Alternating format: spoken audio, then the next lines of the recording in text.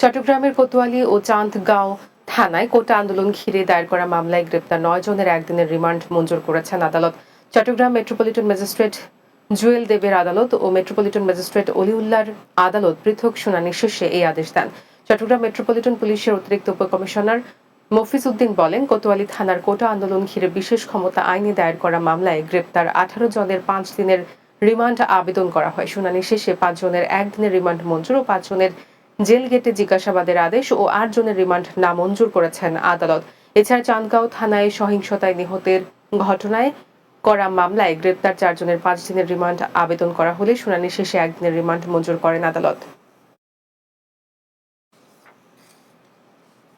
চট্টগ্রামের শাহ আমানত আন্তর্জাতিক বিমানবন্দরে 3 কেজি 900 গ্রাম ওজনের কোকেন জব্দের ঘটনায় গ্রেপ্তার বাহামার নাগরিক স্টাসিয়া শান্তে রোলের 3 দিনের রিমান্ড মঞ্জুর করেছেন আদালত। চট্টগ্রাম মেট্রোপলিটন ম্যাজিস্ট্রেট মোহাম্মদ সালাউদ্দিনের আদালত এই রিমান্ড মঞ্জুর করেন। মাদকদ্রব্য নিয়ন্ত্রণ অধিদপ্তর চট্টগ্রাম মেট্রো উত্তরের পরিদর্শক লোকাশিস চাকমা জানান, নগরের পতেঙ্গা থানায় দায়ের করা কোকেনের মামলায় বাহামার নাগরিক স্টাসিয়া শান্তে রোলির 5 দিনের রিমান্ড আবেদন করা হয়।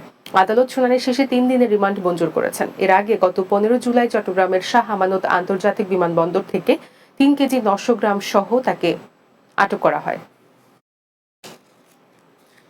চট্টগ্রামের বাহার সিগন্যাল এলাকায় নাথপাড়ায় প্রদীপ নাথ হত্যার বিচারের দাবিতে প্রতিবাদ সভা ও মানববন্ধন অনুষ্ঠিত হয়েছে। নাথপাড়া এলাকাবাসী ও চান্দগাঁও থানা পূজা উদযাপন পরিষদের উদ্যোগে মানববন্ধন অনুষ্ঠিত হয়। এতে চান্দগাঁও থানা পূজা উদযাপন পরিষদের উপদেষ্টা সঞ্জীব নাথ, নিহতের স্ত্রী বকুল বালা, ছেলে সৌরভ নাথ সহ এলাকাবাসী উপস্থিত ছিলেন। বক্তারা বলেন, গত 18 তারিখ প্রদীপ নাথকে হত্যা করে দুর্বৃত্তরা। এই ঘটনায় মামলা করায় আসামিরা ভুক্তভোগীদের বিভিন্নভাবে প্রাণনাশের হুমকি দিচ্ছে। আসামিদের দ্রুত গ্রেপ্তার করে দৃষ্টান্তমূলক শাস্তির দাবি জানান বক্তারা।